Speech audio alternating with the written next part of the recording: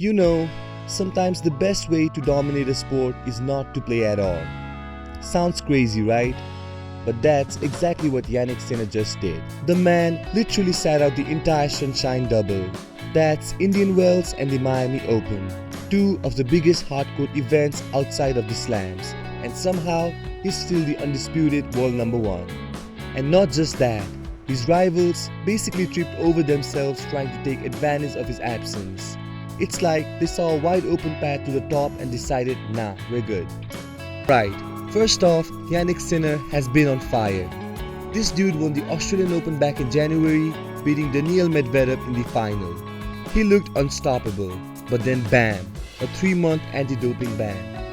Now before anyone freaks out, this wasn't for steroids or anything crazy. It was a technicality, a case of whereabouts failures.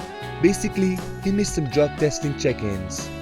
No performance-enhancing drama, just a logistical mess. Still, it meant no tournaments for him until May. But here is where it gets hilarious. While Sinner was off training and waiting for his return, his so-called competition just couldn't get it together. Let's start with Alexander Zverev, world number 2. The guy has been on tour, actually playing tournaments, but playing like he forgot how tennis works. After losing to Sinner in the Aussie Open final, he's been struggling big time. 5 tournaments since then, and what does he have to show for it? Not much.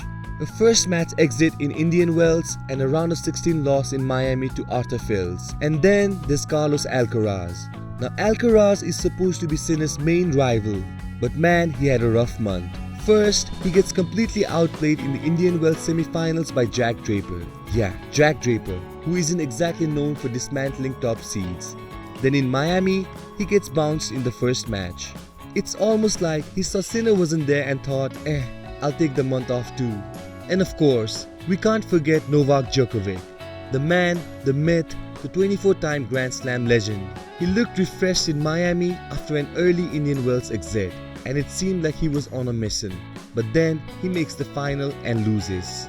And not just to anyone, to 19-year-old Jakub Mensik. Now, Mensik was fantastic, don't get me wrong. But Djokovic losing 2 tiebreaks in a row, that's like seeing a fish forget how to swim. So while all this chaos unfolded, guess who's still sitting pretty at the top? Yep, Jannik Sinner.